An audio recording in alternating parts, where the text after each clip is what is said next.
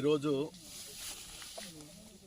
దుబ్బాక్ మండలంలో బీభత్సంగా నియోజకవర్గంలో అన్ని మండలాలలో కూడా మరి వడగళ్ళ వాన వచ్చి మొత్తం పంట చూస్తున్నారు కదా మీరు.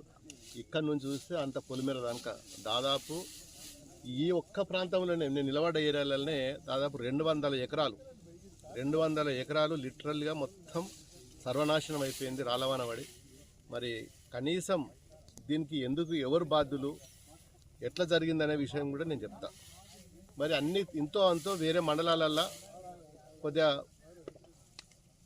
వరి కేంద్రాలల్లో మరి కటింగ్ చేసుకున్నారు, కోతలు తీసుకున్నారు. కొంత 50%, 60%, కొన్ని ఏరియాలో 30% కూడా అయినాయి. ఇక్కడ ఎందుకు కాలేదంటే మల్లన్న సాగర్ పక్కకే ఉంటుంది.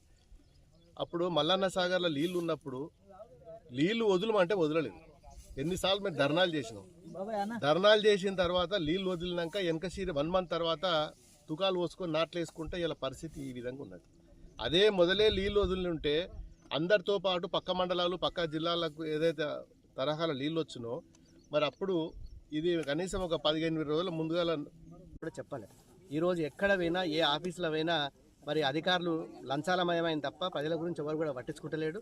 రెవెన్యూ డిపార్ట్మెంట్ కానీ గ్రామ స్థాయిలో పోయి మరి ఒక పాస్ పుస్తకం కావాలి, ఒక సర్వే చేయాలంటే కూడా నువ్వు ఎన్ని వేలు పట్టుకపోయినా జేబులు చూస్తారు తప్ప ప్రజలకు ఏం కష్టాలు వచ్చినా చూసే పరిస్థితి లేదు.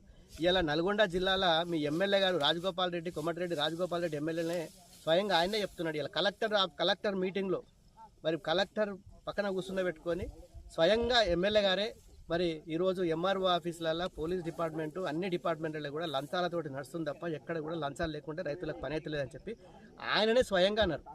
మేము కూడా మేము కూడా చెప్తాను నేను కళ్ళు తెరిచి కనీసం ఇప్పుడన్నా బాగుపడతారేమో, కనీసం ఇంకా మంచి పని చేసుకుంటారు.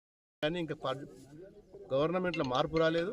ఇది ముఖ్యమంత్రి గారి దృష్టికి వెళ్తుందా లేదా మరి ఇప్పటికైనా కానీ ముఖ్యమంత్రి గారు మరి క్షేత్రస్థాయిలో ఏం జరుగుతుంది, మీ మంత్రులు ఇన్ఛార్జ్ మంత్రులు ఏం చేస్తున్నారు, మరి కన్సర్న్ మినిస్టర్లు ఏం చేస్తున్నారు, మరి ఇప్పటికైనా గ్రామస్థాయిలో తిరగాలి. ఈ జిల్లాకు అసలు మంత్రి ఎవరో తెలియదు.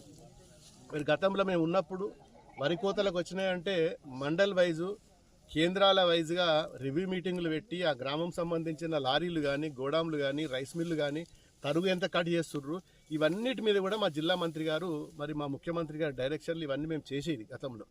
మరి ఇలా మా ముఖ్యమంత్రి